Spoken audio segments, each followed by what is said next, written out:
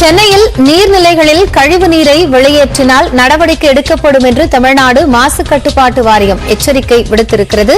கூடுதல் விவரங்களோடு செய்தியாளர் வேல்முருகன் இணைந்திருக்கிறார். அவரோடு பேசலாம்.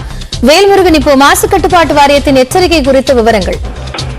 காயத்ரி, குறிப்பாக தொடர்ந்து சென்னையினுடைய பல்வேறு பகுதிகளில் இந்த டேங்கர் லாரிகள் கழிவு நீர்களை வெளியேற்றக்கூடிய அந்த நிகழ்வுகள் நடைபெற்று இருக்கிறது. குறிப்பாக கூவம் ஆற்றங்கரை, அதே போல காலி நிலங்கள், இது போன்ற நிலங்கள்ல தொடர்ச்சியாக கழிவு நீர்கள் வெளியேற்றக்கூடிய சூழல் இருக்கிறது. குறிப்பாக சென்னை மற்றும் அதன் சுற்றுவட்டார பகுதியில் பல்வேறு குடியிருப்பு பகுதிகளில் இருக்கக்கூடிய தனியார் டேங்கர் லாரிகள் மூலம் சேகரிக்கப்படக்கூடிய அந்த சுத்திகரிக்கப்படாத கழிவு நீர் நீர்நிலைகள் மற்றும் காலி நிலங்கள்ல வெளியேற்றப்படுகிறது. இது தொடர்பாக புகார்கள் அடிப்படையில் அந்தந்த இடங்களில் பல்வேறு இடங்களில் தற்போது தமிழ்நாடு மாசு கட்டுப்பாட்டு வாரியத்தினுடைய அதிகாரிகள் ஆய்வுகள் நடத்தியிருக்கிறார்கள்.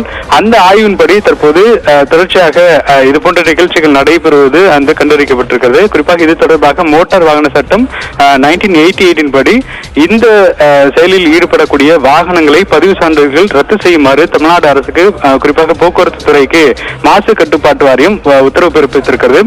குறிப்பாக பல்வேறு நடவடிக்கைகள், குறிப்பாக அபராதம், இது போன்ற நிகழ்ச்சிகள் தொடர்ச்சியாக விதிக்கப்பட்டாலும் கூட அதன் மீது லாரி டேங்கர் லாரிகள் தற்போது வரைக்கும் தொடர்ந்து இது போன்ற செயல்களில் ஈடுபட்டிருக்கிறார்கள். எனவே இது தொடர்ந்து நீடிக்க கூடாது என்ற அடிப்படையில் தற்போது அந்த வாகனத்துடைய ஆர்சிபுக்கு ரத்து செய்யும்படி தற்போது போக்குவரத்து துறைக்கு மாசு கட்டுப்பாட்டு வாரியம் அறிவுறுத்திருக்கிறது. இதன் மூலியமாக வரக்கூடிய காலங்களில் கழிவு நீரை கூவம் ஆற்றங்கரையோ அல்லது நீர்நிலைகளிலேயோ அல்லது காலி இடங்களிலேயோ வெளியிடக்கூடிய அந்த நிகழ்வு என்பது தடுக்கப்படும் என்று எதிர்பார்க்கப்படுகிறது. காயத்ரி,